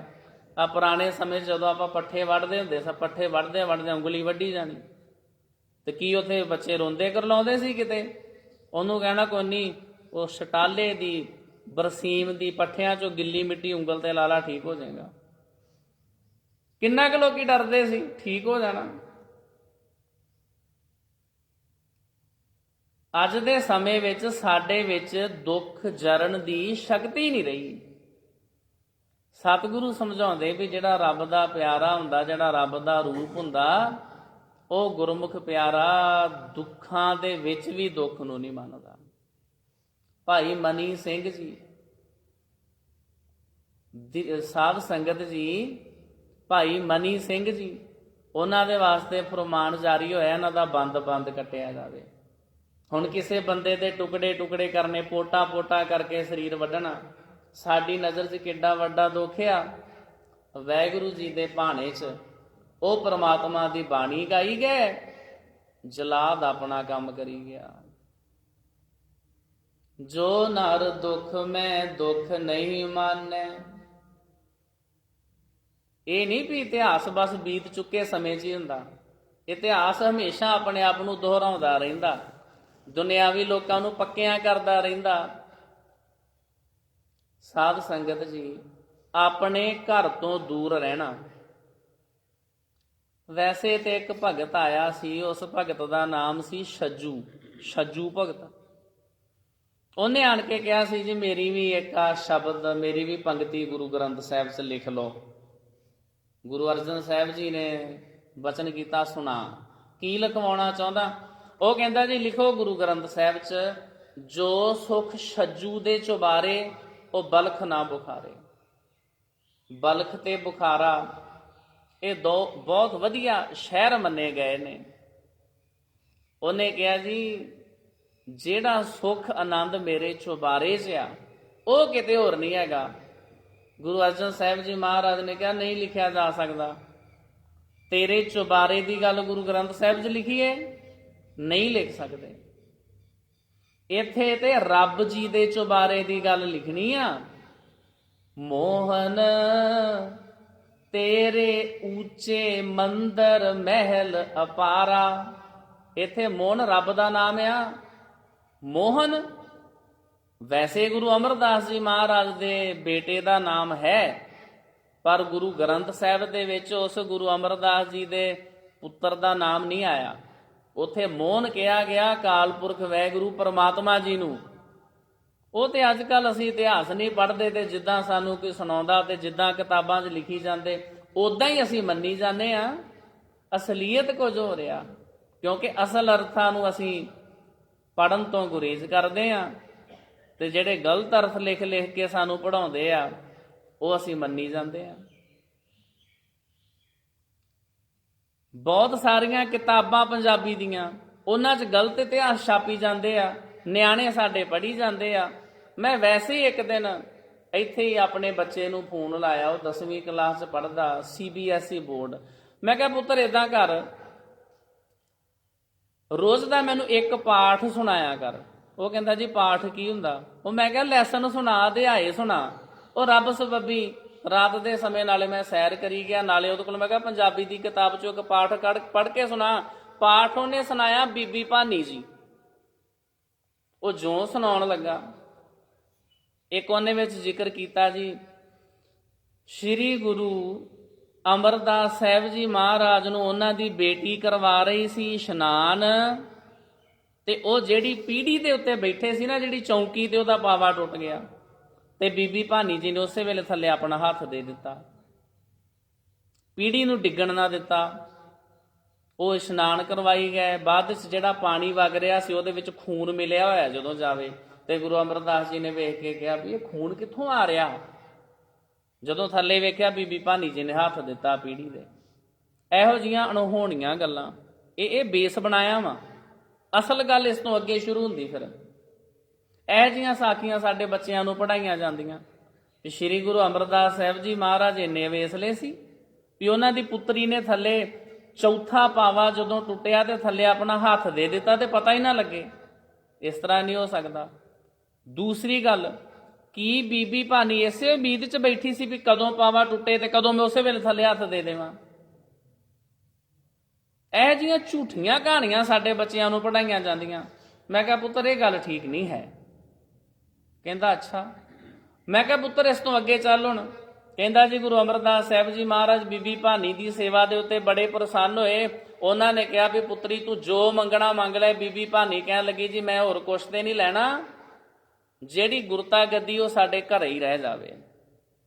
ਗੁਰੂ ਅਮਰਦਾਸ ਜੀ ਮਹਾਰਾਜ ਨੇ ਕਿਹਾ, ਪੁੱਤਰੀ ਇਹ ਜਿਹੜੀ ਗੁਰਤਾ ਗੱਦੀ ਤੋਂ ਮੰਗਦੀ, ਇਹਦੇ ਵਾਸਤੇ ਕਸ਼ਟ ਬੜੇ ਸਹਿਣੇ ਪੈਣੇ ਆ, ਸ਼ਹਾਦਤਾਂ ਬੜੀਆਂ ਦੇਣੀਆਂ ਪੈਣੀਆਂ, ਦੁੱਖ ਬੜੇ ਭੋਗਣੇ ਪੈਣੇ ਆ। ਬੀਬੀ ਭਾਨੀ ਕਹਿਣ ਲੱਗੀ, ਜੀ ਕੋਈ ਨਹੀਂ, ਅਸੀਂ ਸਾਰੇ ਭੋਗ ਲਾਂਗੇ, ਸ਼ਹਾਦਤਾਂ ਦੇ ਦਾਂਗੇ, ਪਰ ਅਸੀਂ ਗੁਰਤਾ ਗੱਦੀ ਨਹੀਂ ਜਾਣ ਦੇਣੀ।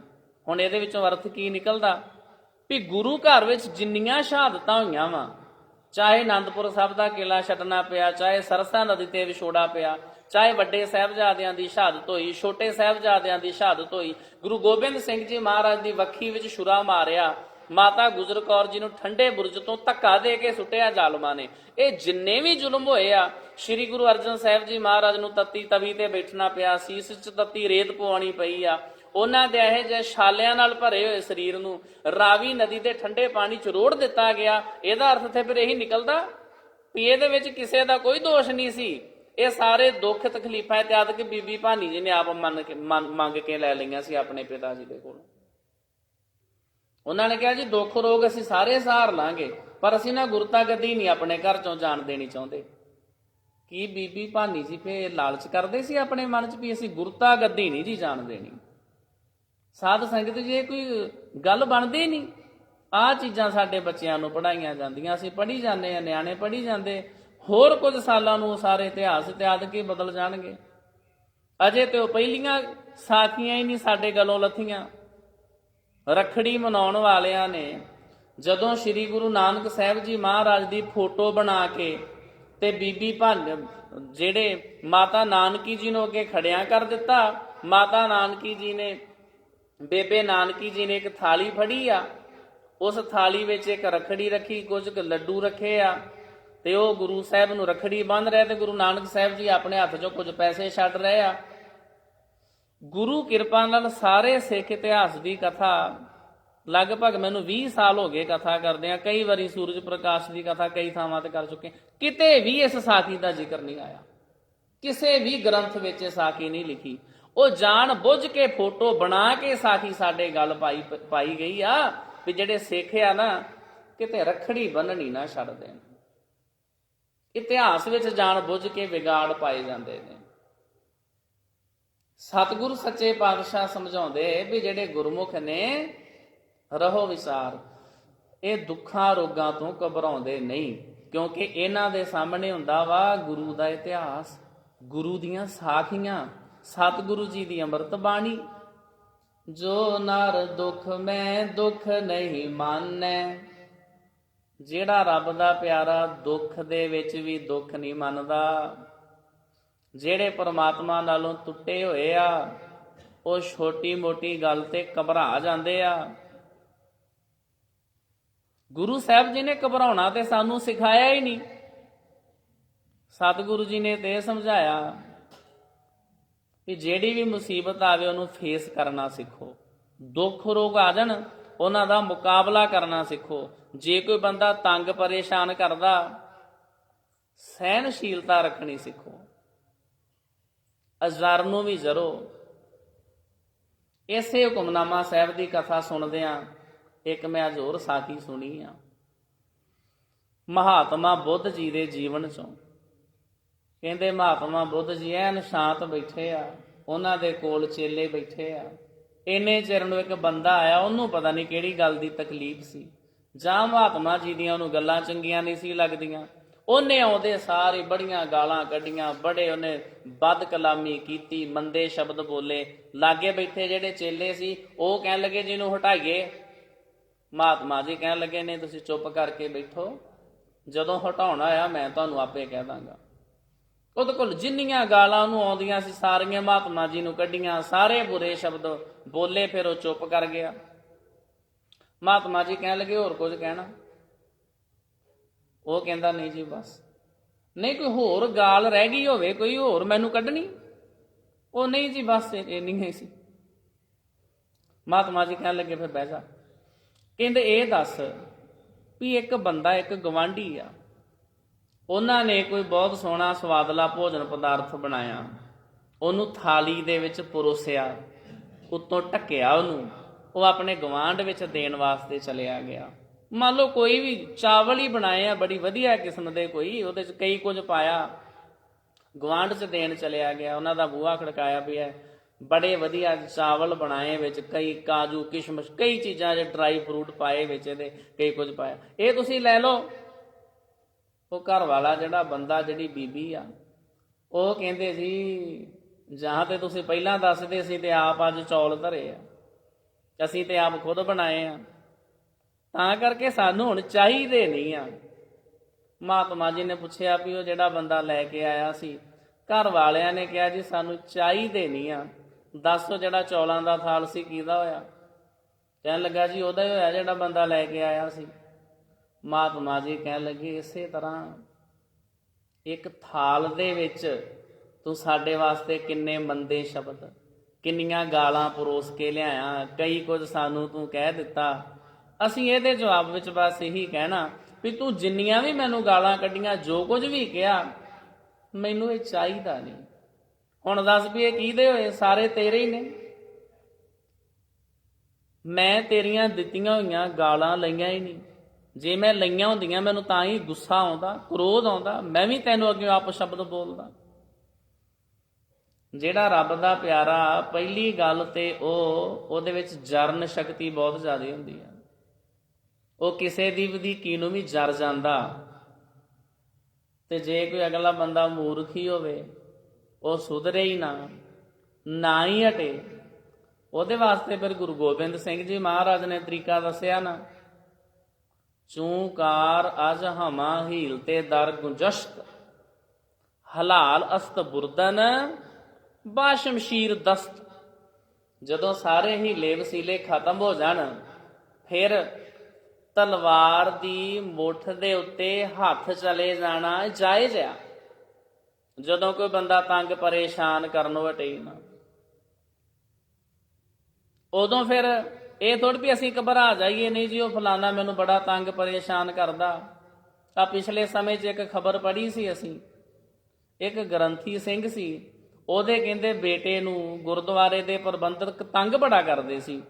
ਉਹ ਬੇਟੇ ਨੇ ਜੀ ਪੱਖੇ ਨਾਲ ਫਾਹਾ ਲੈ ਕੇ ਮਰ ਗਿਆ। ਗ੍ਰੰਥੀ ਸਿੰਘ ਦਾ ਬੇਟਾ ਫਾਹਾ ਲੈ ਕੇ ਕਿਉਂ ਮਰੇ? ਜਿਹੜੇ ਉਹਨੂੰ ਤੰਗ ਪਰੇਸ਼ਾਨ ਕਰਦੇ ਉਹਨਾਂ ਇੱਕ ਦੋ ਨੂੰ ਮਾਰੇ। ਉਸ ਤੋਂ ਬਾਅਦ ਜਿਹੜੀ ਹੋਈ ਫਿਰ ਵੇਖੀ ਜਾਏਗੀ। ਹਫ਼ਤਾ ਕੁ ਪਹਿਲਾਂ ਦੀ ਇੱਕ ਹੋਰ ਖਬਰ ਇਸ ਤਰ੍ਹਾਂ ਦੀ ਪੜ੍ਹਨ ਵਿੱਚ ਆਈ ਆ, ਇੱਕ ਬੰਦੇ ਨੇ ਦੂਸਰੇ ਦੇ ਢਿੱਡ 'ਚ ਕਿਰਪਾਨ ਮਾਰੀ, ਉਹਦਾ ਕਤਲ ਕਰ ਦਿੱਤਾ, ਬਾਅਦ 'ਚ ਦੌੜ ਗਿਆ। ਹੁਣ ਮੈਨੂੰ ਨਹੀਂ ਪਤਾ ਵੀ ਉਹਦੇ 'ਚ ਕੀ ਕਹਾਣੀ, ਕਿਉਂ ਮਾਰੀ, ਕੀ ਹੋਇਆ। ਗੁਰੂ ਸਾਹਿਬ ਨੇ ਸਾਨੂੰ ਇਸ ਤਰ੍ਹਾਂ ਸੁਸਾਈਡ ਕਰਨਾ, ਆਤਮ ਹੱਤਿਆ ਕਰਨੀ, ਇਹ ਤੇ ਕਿਧਰੇ ਸਿਖਾਈ ਨਹੀਂ। ਸਤਿਗੁਰੂ ਸਮਝਾਉਂਦੇ ਚੜ੍ਹਦੀ ਕਲਾ 'ਚ ਰਹਿਣਾ ਹਮੇਸ਼ਾ। ਰੱਬ ਜੀ ਦੇ ਅੱਗੇ ਅਰਦਾਸ ਕਰੋ, ਦੁਸ਼ਟ ਦੋਖ ਤੇ ਲੇਹੋ ਬਚਾਈ। ਵਾਹਿਗੁਰੂ ਜੀ ਦੁਸ਼ਟਾਂ ਤੋਂ, ਦੋਖੀਆਂ ਤੋਂ, ਇਹਨਾਂ ਤੋਂ ਸਾਨੂੰ ਬਚਾ ਕੇ ਰੱਖੋ। ਪਰ ਗੁਰੂ ਸਾਹਿਬ ਨੇ ਥੋੜ੍ਹੀ ਕਿਹਾ ਵੀ ਸਿਰਫ ਅਰਦਾਸ ਹੀ ਕਰੋ। ਨਾਲ ਗੁਰੂ ਸਾਹਿਬ ਨੇ ਕਿਹਾ ਵੀ ਜੇ ਉਹ ਦੁਸ਼ਟ ਦੋਖੀ ਬਾਜ ਆਉਣ ਹੀ ਨਾ, ਤੇ ਫਿਰ ਮੂਰਖ ਗੰਢ ਪਵੇ ਮੂੰਹ ਮਾਰ। ਜੇ ਕੋਈ ਬੰਦਾ ਮੂਰਖ ਹੀ ਹੋ ਜਾਵੇ, ਉੱਥੇ ਫਿਰ ਮਾਰ ਧਾੜ ਵੀ ਕਰਨੀ ਪਵੇ ਤਾਂ ਉੱਥੇ ਫਿਰ ਢਿੱਲੇ ਨਹੀਂ ਪੈਣਾ। ਜਿੱਥੇ ਸੰਤ ਵਾਲਾ ਗੁਣ ਹੈ ਉਹ ਵੀ ਪੂਰਾ ਰੱਖਣਾ, ਤੇ ਜਦੋਂ ਫਿਰ ਦੂਸਰਾ ਰੂਪ ਵਿਖਾਉਣਾ ਸਿਪਾਹੀ ਵਾਲਾ, ਉਦੋਂ ਵੀ ਪਿੱਛੇ ਨਹੀਂ ਹਟਣਾ। ਸਿੱਖ ਦੇ ਕੋਲ ਸਾਰੀ ਤਰ੍ਹਾਂ ਦੇ ਇਸ ਤਰ੍ਹਾਂ ਦੇ ਸੋਲੂਸ਼ਨ ਹੋਣੇ ਚਾਹੀਦੇ ਆ। ਇਹ ਆਪ ਕਿਉਂ ਘਬਰਾਵੇ, ਇਹ ਸਦਾ ਚੜ੍ਹਦੀ ਕਲਾ 'ਚ ਰਵੇ। ਜੋ ਨਰ ਦੁੱਖ ਮੈਂ ਦੁੱਖ ਨਹੀਂ ਮਾਨੈ। ਰੱਬ ਦਾ ਪਿਆਰਾ ਦੁੱਖਾਂ ਦੇ ਵਿੱਚ ਵੀ ਦੁੱਖ ਨੂੰ ਮੰਨਦਾ ਹੀ ਨਹੀਂ। ਕੋਈ ਛੋਟਾ ਮੋਟਾ ਦੁੱਖ ਆ ਗਿਆ ਅਸੀਂ ਘਬਰਾਈ ਜਾਈਏ। ਇਹ ਸਾਧ ਸੰਗਤ ਜੀ ਮੈਡੀਕਲ ਸਾਇੰਸ 'ਚ ਸਰਚ ਹੋਈ ਆ ਵੀ ਸੰਸਾਰ ਦੇ ਜਿੰਨੇ ਲੋਕ ਨੇ ਨਾ, ਇਹਨਾਂ ਦੇ ਵਿੱਚੋਂ 3% ਲੋਕ ਉਹ ਨੇ ਜਿਹੜੇ ਡਾਇਬਟੀਜ਼ ਦੇ ਪੇਸ਼ੈਂਟ ਨੇ, ਜਿਨ੍ਹਾਂ ਨੂੰ ਸ਼ੂਗਰ ਆ। 10 ਬੰਦੇ ਖਲੋਤੇ ਹੋਣ ਵਿੱਚੋਂ 3 ਨੂੰ ਹੋਈ ਆ। ਜੇ ਮੰਨ ਲਓ ਕਿਸੇ ਬੰਦੇ ਨੂੰ ਹੋ ਜਾਵੇ, ਅੱਧਾ ਕਿਤੇ ਸ਼ੂਗਰ ਦਾ ਕਰਕੇ, ਅੱਧਾ ਬੰਦਾ ਆਪਣੇ ਕੋਲੋਂ ਹੀ ਜੋੜ ਲਵੇ। ਬਸ ਜੀ ਹੁਣ ਤੇ ਖੇਡ ਖਤਮ ਆ ਜੀ, ਹੁਣ ਤੇ ਬਸ 4 ਦਿਨਾਂ ਦੇ ਪ੍ਰਾਹੁਣੇ ਆ, ਪਤਾ ਨਹੀਂ ਕਦੋਂ ਸ਼ੂਗਰ ਵੱਧ ਜਾਣੀ ਆ, ਕਦੋਂ ਘਟ ਜਾਣੀ ਆ। ਅੱਜ ਵੀ ਗਏ, ਕੱਲ ਵੀ ਗਏ। ਜੇ ਉਸ ਬੰਦੇ ਨੇ 10 ਸਾਲ ਕੱਢਣੇ, ਉਹ ਬੰਦਾ ਮਸਾਂ 2 ਸਾਲ ਹੀ ਕੱਢਦਾ। ਉਹ ਡਰ ਡਰ ਕੇ ਮਰ ਜਾਂਦਾ। ਬਸ ਜੀ ਹੁਣ ਖੇਡ ਖਤਮ ਆ ਜੀ, ਹੁਣ ਕੁਛ ਨਹੀਂ, ਹੁਣ ਬਸ ਹੁਣ ਦਿਨੋਂ ਦਿਨ ਮੈਂ ਠਾਂ ਨੂੰ ਹੀ ਜਾਣਾ, ਥੱਲੇ ਨੂੰ ਹੀ ਜਾਣਾ। ਤੇ ਜੇ ਬੰਦਾ ਕਵੇ ਵੀ ਇਹ ਵੀ ਕੋਈ ਦੁੱਖ ਰੋ ਗਿਆ, ਸੈਰ ਇਤਿਆਦਿਕ ਕਦਾਂ ਕਰਾਂਗੇ, ਜਿਹੜੀਆਂ ਚੀਜ਼ਾਂ ਤੋਂ ਮਨਾ ਕੀਤਾ ਨਹੀਂ ਖਾਵਾਂਗੇ, ਇਹ ਕਿੱਡਾ ਕੁ ਰੋਗ ਆਪੇ ਠੀਕ ਹੋ ਜਾਣਾ। ਉਦੋਂ ਫਿਰ ਮਨੁੱਖ ਚੜ੍ਹਦੀ ਕਲਾ 'ਚ ਹੀ ਜਾਂਦਾ। ਜੋ ਨਰ ਦੁੱਖ ਮੈਂ ਦੁੱਖ ਨਹੀਂ ਮਾਨੈ, ਰੱਬ ਦਾ ਪਿਆਰਾ ਦੁੱਖ ਆਉਣ ਤੇ ਵੀ ਦੁੱਖਾਂ ਨੂੰ ਨਹੀਂ ਮੰਨਦਾ ਤੇ ਹਮੇਸ਼ਾ ਚੜ੍ਹਦੀ ਕਲਾ 'ਚ ਰਹਿੰਦਾ। ਸੁਖ ਸਨੇਹ, ਸੁੱਖਾਂ ਨਾਲ ਪਿਆਰ ਨਹੀਂ ਕਰਦਾ। ਉਹ ਰੱਬ ਜੀ ਨੂੰ ਇਹ ਨਹੀਂ ਕਹਿੰਦਾ ਜੀ ਬਸ ਜੀ ਮੈਨੂੰ ਸੁੱਖ ਹੀ ਦਿਓ ਜੀ, ਸੁੱਖ ਹੀ ਦਿਓ ਜੀ, ਦੁੱਖ ਆਉਣ ਹੀ ਨਾ। ਸੁੱਖਾਂ ਨਾਲ ਪਿਆਰ ਨਹੀਂ ਕਰਦਾ। ਉਹ ਕਹਿੰਦਾ ਵਾਹਿਗੁਰੂ ਜੀ ਆਪਣੇ ਭਾਣੇ 'ਚ ਰਹਿਣ ਦਾ ਬਲ ਬਖਸ਼ਿਸ਼ ਕਰਿਓ, ਆਪਣੀ ਰਜ਼ਾ ਵਿੱਚ ਰਹਿਣ ਦੀ ਤਾਕਤ ਬਖਸ਼ਿਓ। ਜੇ ਤੁਸੀਂ ਮੈਨੂੰ ਦੁੱਖ ਵੀ ਦਿਓ ਤੇ ਤਾਂ ਵੀ ਮੈਂ ਘਬਰਾਵਾਂ ਨਾ। ਇਹ ਤੇ ਤੁਹਾਡੀਆਂ ਦਾਤਾਂ ਨੇ, ਇਹ ਤੇ ਤੁਹਾਡੀਆਂ ਦਾਤਾਂ ਨੇ। ਇੱਕ ਨਾ ਦੁੱਖ ਭੂਖ ਸਦ ਮਾਰ, ਇਹ ਭੇਦਾਤ ਤੇਰੀ ਦਾਤਾਰ। ਇਹ ਤੇ ਵਾਹਿਗੁਰੂ ਜੀ ਤੁਹਾਡੀਆਂ ਦਾਤਾਂ ਨੇ। ਦੁੱਖ ਆਉਣੇ, ਭੁੱਖ ਵਿਆਪਣੀ, ਬੰਦੇ ਤੇ ਇੰਨੀ ਜ਼ਿਆਦਾ ਗਰੀਬੀ ਆ ਜਾਣੀ ਉਹਦੇ ਕੋਲ ਖਾਣ ਵਾਸਤੇ ਵੀ ਕੁਛ ਨਾ ਹੋਣਾ, ਇਹ ਵੀ ਵਾਹਿਗੁਰੂ ਜੀ ਤੁਹਾਡੀ ਦਾਤ ਆ। ਉਦੋਂ ਫਿਰ ਬੰਦਾ ਰੱਬ ਜੀ ਨੂੰ ਜ਼ਿਆਦਾ ਯਾਦ ਕਰਦਾ ਵੀ ਵਾਹਿਗੁਰੂ ਜੀ ਕਿਰਪਾ ਕਰੋ, ਰਹਿਮਤ ਕਰੋ। ਜਾਂ ਕੇ ਗ੍ਰਹਿ ਸ਼ੋਭਾ ਰੇ ਨਾਹੇ, ਆਵਤ ਪਈਆ ਖੂਦੇ ਜਾਹੇ। ਉਦੋਂ ਬੰਦਾ ਜ਼ਿਆਦਾ ਰੱਬ ਨੂੰ ਯਾਦ ਕਰਦਾ ਵੀ ਸੱਚੇ ਪਾਤਸ਼ਾਹ ਜੀ ਹੁਣ ਤੇ ਮੇਰੇ ਕੋਲ ਰਿਹਾ ਹੀ ਕੁਝ ਨਹੀਂ, ਕੋਈ ਰੁਪਇਆ ਪੈਸਾ ਧਨ ਦੌਲਤ ਹੀ ਹੈ ਨਹੀਂ ਆ। ਇਸ ਪੰਕਤੀ ਦਾ ਅਰਥ ਇਹ ਆ ਵੀ ਆਵਤ ਪਹੀਆ ਖੂਦੇ ਜਾਹੀ, ਵੀ ਜੇ ਸਾਡੇ ਘਰ ਵਿੱਚ ਪ੍ਰਾਹੁਣੇ ਆ ਗਏ ਅਸੀਂ ਉਹਨਾਂ ਨੂੰ ਖਵਾਵਾਂਗੇ ਕਿੱਥੋਂ, ਸਾਡੇ ਕੋਲ ਤੇ ਪੈਸੇ ਖਤਮ ਹੋ ਗਏ।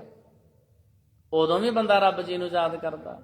ਤਾਂ ਕਰਕੇ ਸਾਧ ਸੰਗਤ ਜੀ, ਜਿੱਥੇ ਧਨ ਪਦਾਰਥ ਐਸ਼ੋ ਆਰਾਮ ਜ਼ਮੀਨ ਜਾਇਦਾਦ ਕੋਠੀਆਂ ਮੰਦਰ ਮਕਾਨ ਜੋ ਕੁਝ ਵੀ ਆ, ਜਿੱਥੇ ਅਸੀਂ ਇਹਨਾਂ ਨੂੰ ਰੱਬ ਦੀਆਂ ਦਾਤਾਂ ਸਮਝਦੇ ਆ, ਉੱਥੇ ਦੁੱਖ ਅਤੇ ਸੁੱਖ ਇਹ ਵੀ ਰੱਬ ਜੀ ਦੀਆਂ ਦਾਤਾਂ ਨੇ। ਰੱਬ ਦਾ ਪਿਆਰਾ ਸੁੱਖਾਂ ਨਾਲ ਸਨੇਹ ਨਹੀਂ ਕਰਦਾ। ਅਰ ਭੈ ਨਹੀਂ ਜਾਂ ਕੈ ਕੰਚਨ ਮਾਟੀ ਮਾਨੈ। ਨਾ ਰੱਬ ਦੇ ਪਿਆਰੇ ਦੇ ਮਨ ਵਿੱਚ ਕਿਸੇ ਤਰ੍ਹਾਂ ਦਾ ਕੋਈ ਡਰ ਹੀ ਹੁੰਦਾ, ਕਿਉਂਕਿ ਨਿਰਭਉ ਜਪੈ ਸਗਲ ਭਉ ਮਿਟੈ। ਰੱਬ ਦੇ ਪਿਆਰੇ ਦੇ ਸਾਰੇ ਡਰ ਵੀ ਖਤਮ ਹੋ ਜਾਂਦੇ ਆ। ਕੰਚਨ ਮਾਟੀ ਮਾਨੇ, ਉਹ ਰੱਬ ਦਾ ਪਿਆਰਾ ਸੋਨੇ ਨੂੰ ਵੀ ਮਿੱਟੀ ਦੇ ਸਮਾਨ ਹੀ ਜਾਣਦਾ। ਉਹ ਰੱਬ ਦਾ ਪਿਆਰਾ ਕਨਕ ਕਾਮਨੀ, ਕਨਕ ਦਾ ਅਰਥ ਹੁੰਦਾ ਸੋਨਾ, ਕਨਕ ਸੋਨਾ ਨੰਨੇ ਵਾਲਾ, ਕਣਕ ਜਿਹਦੀਆਂ ਰੋਟੀਆਂ ਪਕਾ ਕੇ ਖਾਈਦੀਆਂ, ਤੇ ਕਾਮਨੀ ਇਸਤਰੀ। ਕਨਕ ਕਾਮਨੀ ਹੈ ਵਰ ਗੈ ਵਰ ਬਹੁ ਬਿਦ ਦਾਨ ਦਾ ਤਾਰਾ। ਅੰਨ ਬਸਤਰ ਭੂਮ ਬਹੁ ਅਰਪੇ ਨਹਿ ਮਿਲੀਐ ਹਰ ਦੁਆਰਾ। ਰੱਬ ਦਾ ਪਿਆਰਾ ਸੋਨੇ ਨੂੰ ਵੀ ਮਿੱਟੀ ਦੇ ਸਮਾਨ ਹੀ ਜਾਣਦਾ। ਉਹ ਸੋਨੇ ਨਾਲ ਨਹੀਂ ਮੋਹ ਕਰਦਾ, ਸੋਨੇ ਨਾਲ ਨਹੀਂ ਪਿਆਰ ਕਰਦਾ ਵੀ ਮੇਰੇ ਕੋਲ ਸੋਨੇ ਦੇ ਗਹਿਣੇ ਜ਼ਰੂਰੀ ਹੋਣੇ ਚਾਹੀਦੇ ਆ। ਘਰ ਦੇ ਵਿੱਚ ਕੋਈ ਮੁਸੀਬਤ ਆ ਗਈ ਹੈ, ਜਿਵੇਂ ਪਹਿਲਾਂ ਵਿਚਾਰਿਆ ਦੁੱਖ ਰੋਗਾਉਂਦੇ ਰਹਿਣੇ ਨੇ, ਕੋਈ ਇਹੋ ਜਿਹਾ ਸਮਾਂ ਆ ਵੀ ਰੁਪਇਆ ਪੈਸਾ ਧਨ ਦੌਲਤ ਮੁੱਕ ਗਈ ਆ, ਤੇ ਜੇ ਕੋਈ ਸੋਨਾ ਇਤਿਆਦਿਕ ਹੈਗਾ ਉਹਨੂੰ ਵੇਚਿਆ ਜਾ ਸਕਦਾ, ਗਹਿਣੇ ਰੱਖਿਆ ਜਾ ਸਕਦਾ, ਲੋੜ ਪੂਰੀ ਕੀਤੀ ਜਾ ਸਕਦੀ ਆ। ਘਰ ਦੇ ਵਿੱਚ ਬੱਚੇ ਦੀ ਫੀਸ ਭਰਨ ਵਾਸਤੇ ਪੈਸੇ ਨਾ ਹੋਣ, ਘਰ ਦਾ ਗੁਜ਼ਾਰਾ ਨਾ ਚੱਲਦਾ ਹੋਵੇ, ਤੇ ਬੀਬੀ ਕਵੇ ਨਹੀਂ ਵੀ ਜੋ ਮਰਜ਼ੀ ਜਿੱਥੋਂ ਮਰਜ਼ੀ ਗੁਜ਼ਾਰਾ ਕਰੋ, ਮੇਰੇ ਕੋਲ ਤੇ ਜਿਹੜਾ 5-10 ਤੋਲੇ ਸੋਨਾ ਆਪਾਂ ਤੈਨੂੰ ਹੱਥ ਨਹੀਂ ਜੇ ਲਾਉਣ ਦੇਣਾ। ਇਹ ਤਾਂ ਫਿਰ ਘਰਦਿਆਂ ਦੇ ਨਾਲੋਂ ਸੋਨਾ ਹੀ ਜ਼ਿਆਦਾ ਪਿਆਰਾ ਹੋ ਗਿਆ ਨਾ। ਸਤਿਗੁਰੂ ਸਮਝਾਉਂਦੇ ਆ ਕੰਚਨ ਮਾਟੀ ਮਾਨੈ, ਸੋਨੇ ਨੂੰ ਵੀ ਮਿੱਟੀ ਦੇ ਸਮਾਨ ਹੀ ਸਮਝੇ। ਇਹ ਸਾਰਾ ਕੁਝ ਧਰਿਆ ਧਰਾਇਆ ਇੱਥੇ ਰਹਿ ਜਾਣਾ, ਮੈਂ ਕਿਹੜਾ ਇਹਨਾਂ ਨੂੰ ਆਪਣੇ ਨਾਲ ਲੈ ਜਾਣਾ। ਕੰਚਨ ਮਾਟੀ ਮਾਨੈ ਕੂੜ ਸੋਇਨਾ। ਕੂੜ ਰੂਪਾ, ਰੂਪਾ ਦਾ ਅਰਥ ਹੁੰਦਾ ਚਾਂਦੀ, ਇਹ ਸਾਰੇ ਝੂਠੇ ਹੀ ਨੇ। ਕੂੜ ਸੋਇਨਾ ਕੂੜ ਰੂਪਾ, ਇਸ ਤਰ੍ਹਾਂ ਸਤਿਗੁਰੂ ਜੀ ਨੇ ਸਮਝਾਇਆ। ਸੁਖ ਸਨੇਹ ਅਰ ਭੈ ਨਹੀਂ ਜਾਂ ਕੈ ਕੰਚਨ ਮਾਟੀ ਮਾਨੈ ਰਹਾਓ। ਨਹਿ ਨਿੰਦਿਆ, ਰੱਬ ਦਾ ਪਿਆਰਾ ਕਿਸੇ ਦੀ ਨਿੰਦਿਆ ਨਹੀਂ ਕਰਦਾ। ਨਿੰਦਿਆ ਕੀ ਹੁੰਦੀ ਆ ਵੀ ਬੂਟੇ ਨੂੰ ਬੜਾ ਸੋਹਣਾ ਲੱਗਿਆ, ਬਾਹਰ ਫੁੱਲ ਲੱਗਾ, ਅਸੀਂ ਕਹੇ ਨਹੀਂ ਫੁੱਲ ਨਹੀਂ ਇਹ ਕੰਡਾ ਵਾ, ਇਹਨੂੰ ਕਹਿੰਦੇ ਨਿੰਦਿਆ। ਨਹਿ ਉਸਤਤ ਜਾਂ ਕੈ, ਬੂਟੇ ਨੂੰ ਫੁੱਲ ਕੋਈ ਲੱਗੇ ਹੀ ਨਾ ਹੋਣ, ਕੰਡੇ ਲੱਗੇ ਆ, ਅਸੀਂ ਕੀ ਵੇਖਿਆ ਕਿੰਨੇ ਸੋਹਣੇ ਫੁੱਲ ਖਿੜੇ ਆ। ਇਹਨੂੰ ਕਹਿੰਦੇ ਆ ਝੂਠੀ ਉਸਤਤ। ਰੱਬ ਦੇ ਪਿਆਰੇ ਇਹਨੇ ਇਸ ਤਰ੍ਹਾਂ ਨਹੀਂ ਕਰਨਾ। ਰੱਬ ਦੇ ਪਿਆਰੇ ਨੇ ਸੱਚ ਨੂੰ ਸੱਚ ਕਹਿਣਾ, ਸ਼ਰਾਬ ਪੀਣ ਵਾਲੇ ਨੂੰ ਸ਼ਰਾਬੀ ਕਹਿਣਾ ਉਹਦੀ ਨਿੰਦਿਆ ਨਹੀਂ ਆ, ਈਰਖਾ ਦਵੈਸ਼ ਕਰਨ ਵਾਲੇ ਨੂੰ ਈਰਖਾਲੂ ਤੇ ਤਪਾ ਕਹਿਣਾ, ਤੇ ਉਹਨੂੰ ਦੀਵਾਨ ਚੰਦੂ ਕਹਿਣਾ ਉਹਦੀ ਨਿੰਦਿਆ ਨਹੀਂ, ਹੈ ਹੀ ਇਸ ਤਰ੍ਹਾਂ ਦਾ ਵਾ। ਪ੍ਰਿਥੀ ਚੰਦ ਦੇ ਸੁਭਾਅ ਵਾਲੇ ਨੂੰ ਪ੍ਰਿਥੀਆ ਕਹਿਣਾ ਨਿੰਦਿਆ ਨਹੀਂ, ਸੱਚ ਆ। ਸੱਚ ਨੂੰ ਸੱਚ ਕਹਿਣਾ ਨਿੰਦਿਆ ਨਹੀਂ ਹੈ। ਨਾ ਕਿਸੇ ਦੀ ਝੂਠੀ ਨਿੰਦਿਆ ਕਰਨੀ ਆ, ਨਾ ਕਿਸੇ ਦੀ ਝੂਠੀ ਉਸਤਤ ਕਰਨੀ ਆ। ਨਹਿ ਨਿੰਦਿਆ ਨਹਿ ਉਸਤਤ ਜਾਂ ਕਹਿ ਲੋਭ ਮੋਹ ਅਭਿਮਾਨਾ। ਰੱਬ ਦੇ ਪਿਆਰੇ ਦੇ ਮਨ ਵਿੱਚ ਲੋਭ ਨਹੀਂ ਹੁੰਦਾ। ਲੋਭ ਦਾ ਭਾਵ ਹੁੰਦਾ ਵੀ ਦੂਸਰਿਆਂ ਦੀਆਂ ਚੀਜ਼ਾਂ ਵਸਤੂਆਂ ਵੇਖ ਕੇ ਸਾਡੇ ਵੀ ਮਨ ਦੇ ਵਿੱਚ ਲਾਲਚ ਆਉਣਾ ਵੀ ਜਿੱਦਾਂ ਦਾ ਘਰ ਫਲਾਣੇ ਨੇ ਬਣਾਇਆ ਇੱਦਾਂ ਦਾ ਮੇਰੇ ਕੋਲ ਵੀ ਹੋਣਾ ਚਾਹੀਦਾ। ਜਿੰਨੀ ਮਹਿੰਗੀ ਵੱਡੀ ਗੱਡੀ ਉਹਦੇ ਕੋਲ ਆ, ਉਦਾਂ ਦੀ ਮੇਰੇ ਕੋਲ ਵੀ ਹੋਣੀ ਚਾਹੀਦੀ ਆ। ਫਿਰ ਉਹਦੇ ਵਾਸਤੇ ਟਾਰਗੇਟ ਮਿਥਨੇ, ਮੈਂ ਕਿੰਨੇ ਸਮੇਂ 'ਚ ਲੈ ਸਕਦਾ ਵਾਂ, ਇਹਦੇ ਵਾਸਤੇ ਮੈਨੂੰ ਜ਼ਿਆਦਾ ਧਨ ਪਦਾਰਥ ਕਿਵੇਂ ਮੈਂ ਕਮਾ ਸਕਦਾ, ਝੂਠ ਬੋਲਣੇ, ਰਿਸ਼ਵਤਾਂ ਲੈਣੀਆਂ, ਮਿਲਾਵਟਾਂ ਕਰਨੀਆਂ ਇਤਿਆਦਿਕ। ਇਹ ਸਾਰਾ ਕੁਝ ਕਿਵੇਂ ਹੋ ਸਕਦਾ? ਇਹਨੂੰ ਕਹਿੰਦੇ ਲੋਭ ਦੇ ਅਧੀਨ ਹੋ ਕੇ ਕੰਮ ਕਰਨੇ।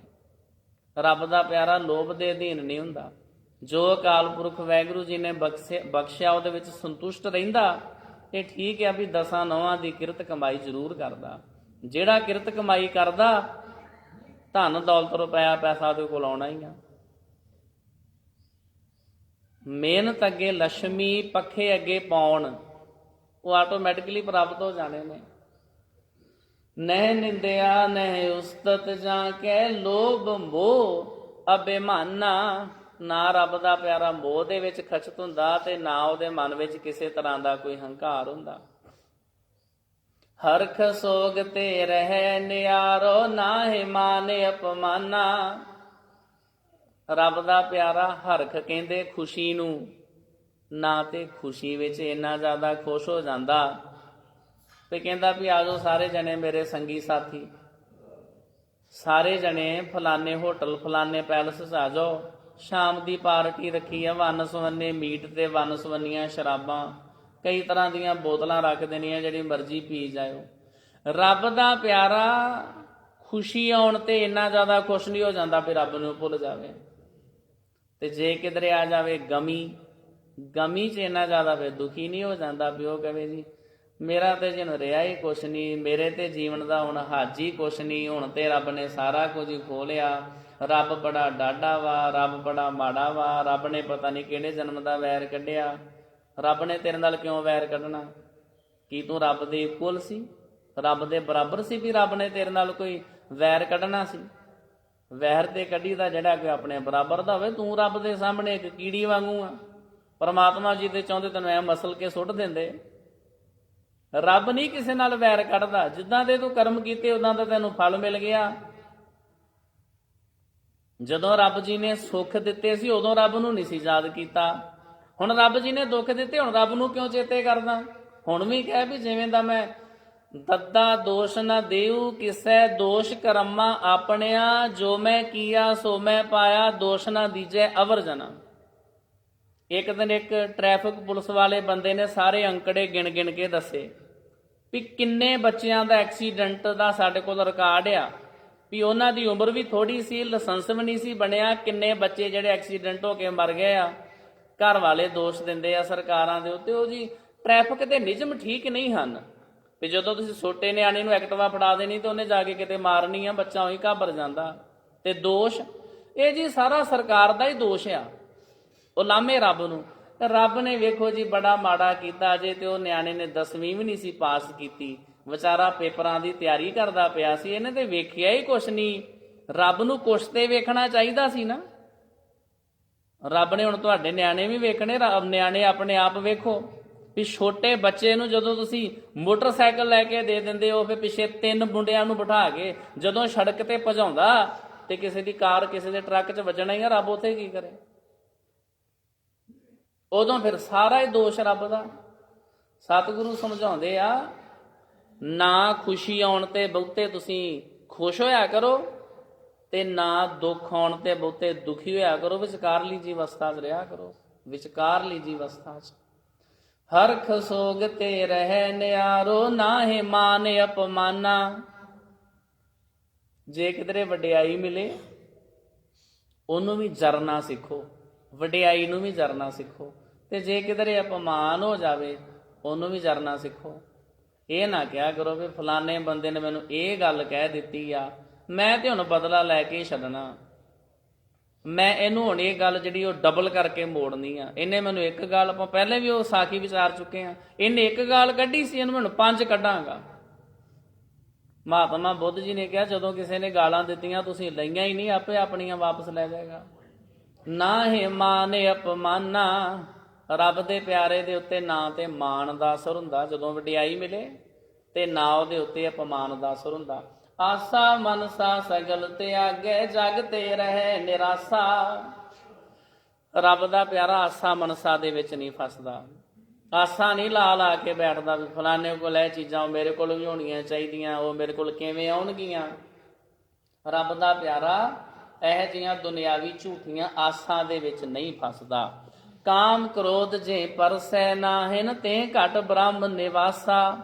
ਜਿਹਦੇ ਉੱਤੇ ਕਾਮ ਅਤੇ ਕ੍ਰੋਧ ਆਪਣਾ ਅਸਰ ਨਾ ਪਾ ਸਕਣ, ਉਹਦੇ ਹਿਰਦੇ ਵਿੱਚ ਸਮਝੋ ਬ੍ਰਹਮ ਜੀ ਦਾ ਨਿਵਾਸ ਆ, ਉਹਦੇ ਹਿਰਦੇ 'ਚ ਵਾਹਿਗੁਰੂ ਜੀ ਵਸਦੇ ਨੇ। ਗੁਰ ਕਿਰਪਾ ਜੇ ਨਰ ਕੋ ਕੀਨੀ, ਤੇ ਇਹ ਜੁਗਤ ਪਛਾਨੀ। ਜਿਹਦੇ ਉੱਤੇ ਗੁਰੂ ਸਾਹਿਬ ਜੀ ਨੇ ਕਿਰਪਾ ਕਰ ਦਿੱਤੀ, ਉਹਨੂੰ ਸਮਝੋ ਇਸ ਜੁਗਤੀ ਦੀ ਸਮਝ ਆ ਗਈ ਕਿ ਮੈਂ ਪਰਮਾਤਮਾ ਜੀ ਨੂੰ ਕਿਵੇਂ ਮਿਲਣਾ।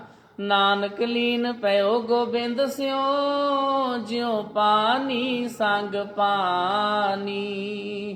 ਰੱਬ ਦਾ ਪਿਆਰਾ ਏਦਾਂ ਵਾਹਿਗੁਰੂ ਦੇ ਵਿੱਚ ਇਕਮਿਕ ਹੋ ਜਾਂਦਾ ਜਿੱਦਾਂ ਪਾਣੀ ਦੇ ਵਿੱਚ ਪਾਣੀ ਮਿਲ ਜਾਂਦਾ।